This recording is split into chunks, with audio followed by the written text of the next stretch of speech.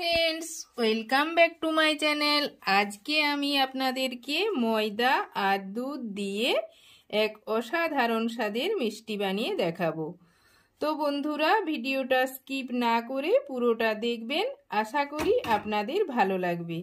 ताहले चलुन बंधुरा रेसिपिटा शुरू करा जाक। चूलाय एकटी कड़ाई चापिये दिएछि। कड़ाइयेर मध्य दिए दिচ্ছি 2 চামচ परिमाण गावा घी। घीटा गलिए नेब।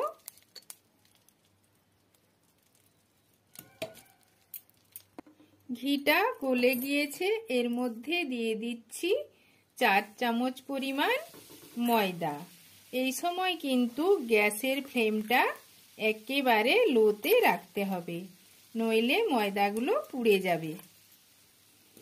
এরপর ময়দাগুলোকে নাড়িয়ে চাড়িয়ে একটু সময় নিয়ে ভেজে নিতে হবে, নইলে কিন্তু ময়দার কাঁচা গন্ধ মিষ্টির মধ্যে ছাড়তে পারে।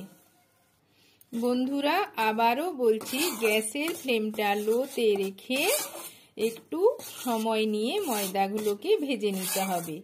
যখন দেখবেন ময়দাগুলো থেকে একটা সুন্দর গন্ধ বের হয়ে আসছে, তখনই বুঝে নিতে হবে যে ময়দাটা ভাজা হয়ে গিয়েছে। ময়দাটাকে 3 থেকে 4 মিনিট ভেজে নেওয়ার পর খুব সুন্দর একটা গন্ধ বের হচ্ছে। এখন আমি ময়দাটাকে নামিয়ে নেব। ওই কড়াইয়ের মধ্যেই দিয়ে দিচ্ছি 500 গ্রাম দুধ।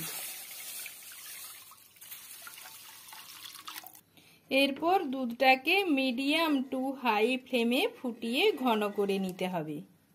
তো দেখতেই পাচ্ছেন বন্ধুরা, দুধটাকে 15 মিনিট ফুটিয়ে নেওয়ার ফলে অনেকটাই ঘন হয়ে গিয়েছে। এখন এর মধ্যে দিয়ে দিচ্ছি হাফ বাটি পরিমাণ চিনি। চিনিটা আপনারা আপনাদের প্রয়োজন মতো দিয়ে দেবেন। আমি এখানে হাফ বাটি দিলাম। এই চিনিটাকে দুধের সাথে ভালোভাবে মিশিয়ে নেব। আর এই সময় কিন্তু গ্যাসের ফ্লেমটা মিডিয়ামে রাখতে হবে, নইলে দুধ ফুটে গায়ে ছিটা লাগবে। চিনিটা গলে গিয়েছে।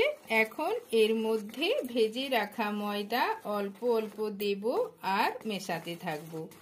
একবারে কিন্তু বেশি পরিমাণ ময়দা দেয়া যাবে না, তাহলে দলা পেকে যাবে। আর অনবরত নাড়িয়ে যেতে হবে, নইলেও কিন্তু দলা পেকে যাবে। এইরকম ভাবে অল্প অল্প ময়দা দিয়ে আমি মিশ্রণটা রেডি করে নেব। মিশ্রণটা তৈরি হয়ে গিয়েছে, এটাকে নামিয়ে নিয়ে ঠান্ডা হতে দেব। মিশ্রণটাকে অন্য পাত্রে নিয়ে নিয়েছি, এটা ঠান্ডা হয়ে গিয়েছে। এখানে একটা ছাঁচ নিয়ে নিয়েছি। এই ছাঁচের মধ্যে আমি একটু ঘি মাখিয়ে নিচ্ছি। এরপর এখান থেকে কিছুটা অংশ আমি নিয়ে নিলাম, নিয়ে হাতে করে এরকম ভাবে একটু গোল করে নেব। এরপর এই ছাঁচের মধ্যে এই মিশ্রণটাকে দিয়ে এরকম ভাবে একটু চেপে দিলাম। তো দেখুন বন্ধুরা, মিষ্টিটা তৈরি হয়ে গিয়েছে। এটা দেখতে কতটা সুন্দর হয়েছে। তো দেখুন বন্ধুরা, মিষ্টিটা আমার তৈরি হয়ে গিয়েছে। আবারও একটা মিষ্টি আপনাদেরকে বানিয়ে দেখাচ্ছি।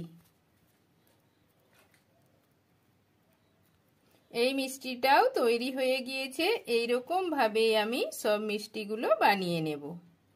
তো দেখুন বন্ধুরা, মিষ্টিগুলো সব বানিয়ে নিয়েছি। এগুলো দেখতে কতটা সুন্দর হয়েছে। এগুলো দেখতে যতটা সুন্দর হয়েছে, খেতেও কিন্তু খুব ভালো লাগবে।